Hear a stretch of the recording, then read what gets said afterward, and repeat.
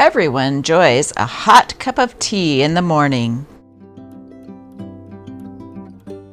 Some people prefer black tea, some green tea, and some herbal teas.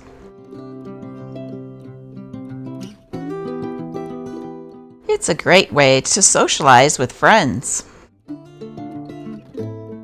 Having a large tea party can be quite the social occasion.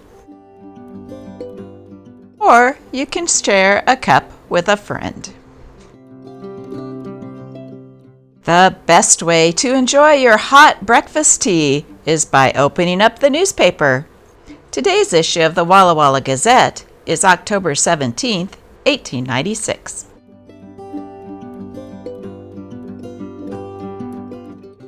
A low local death rate. The whole number of deaths that have occurred in the city of Walla Walla for the fiscal year beginning August 1st, 1895 and ending August 1st, 1896 was 115. Of this number, 59 were adults, males 76, females 39. Consumption and typhoid fever were the principal causes. Of the number of deaths recorded, 23 were non-residents, they being brought here for medical treatment.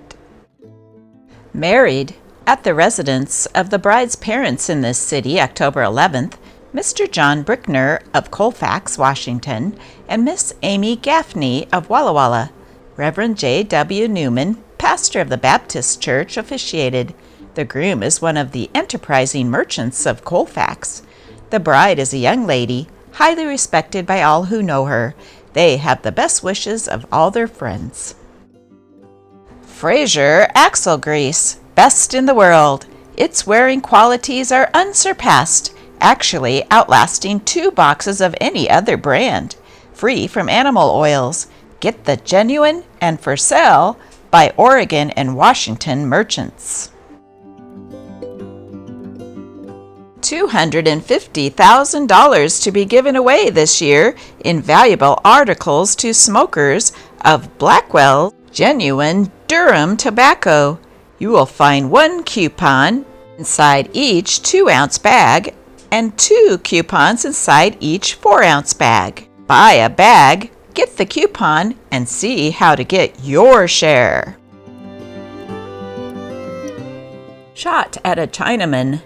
Citizens of Dayton, living near the corner of 3rd and Tremont Streets, were startled on Monday afternoon by the sharp report of a pistol, and rushing to their doors saw a pale-faced lady standing in her front yard, a smoking revolver in her hand, and some rods away a Chinaman running for his life. He was shouting, "No shoot! No shoot!" The Dayton Courier reports that it came about in this way. One day last week, Chinaman Lee, working at the Main Street wash house, returned 3 white shirts to Mrs. Alex Duffy, for which the regular charge had been 35 cents. But the Chinaman claimed $1.05. Miss Duffy refused to pay this sum, whereupon Lee threatened to choke her if she did not pay the sum asked. Finally, he went away, but returned on Monday afternoon and again demanded the money. In the meantime, fearing trouble, Mrs. Duffy had procured a revolver. She denied the Chinaman's demand. He started towards her, exclaiming, "I'll choke you," and she fled to the bedroom, where she had the revolver secreted in a bureau drawer. As soon as Mrs. Duffy's intention dawned on the Chinaman's mind, he turned and fled out the front door. Being nervous and excited, Mrs. Duffy did not succeed in firing off the pistol until the Chinaman reached the front gate, when, bang, it went. A man sawing wood on the next block dodged just in time to save being hit, and the bullet buried itself in the ground several rods beyond. The Chinaman sped on and was soon at a safe distance. Mrs. Duffy states that it was the first time she had ever fired a pistol and was naturally nervous, else there might have been a Chinese funeral to record.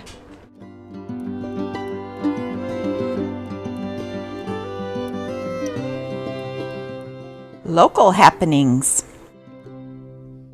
Wanted, a home for a boy, baby, 4 weeks old, to be adopted if desirable. For particulars, call or address Mr. and Mrs. H. H. Perry, 205 3rd Street, Walla Walla. J. P. Kent is preparing for the presidential campaign of 1920. He has added another prospective voter to the census roll, and the young fellow is already naturalized. Mr. Kent, here is our hand.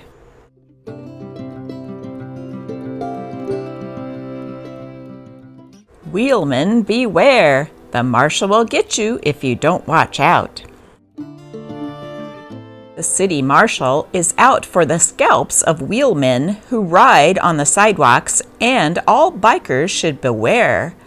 When the council instructed him to enforce all the ordinances, he immediately proceeded to apply the law to those who have been so openly violating it. A councilman and a prominent city official came very near being the first to ride into the jaws of death, into the mouth of hell, by biking on the smooth and tempting sidewalk on Catherine Street. The two skillfully dismounted just before the marshal came into view.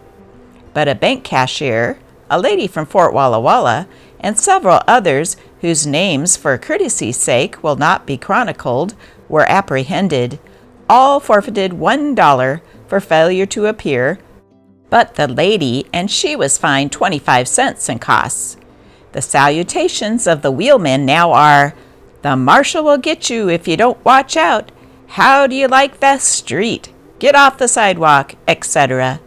An organized effort is on foot to have the ordinances repealed so that the wheeling will be permitted on the sidewalks in the hoop skirts of the city, provided that riders dismount to pass pedestrians, ring a bell at crossings, and keep their speed down to a 20-minute pace. New train service. The new train service on the OR&N shortens the time to Portland and California points. Also gives first class and tourist sleeping car accommodations.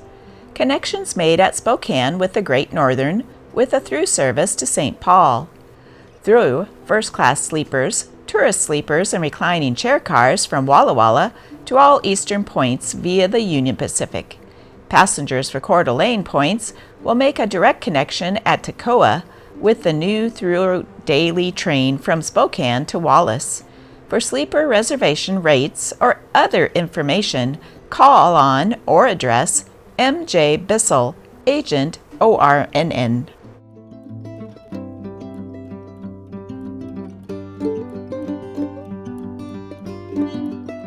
In case you're wondering who my lady with the built-in tea server is, her name was Teacup Sally, and in March of 1898, she applied for this license for prostitution.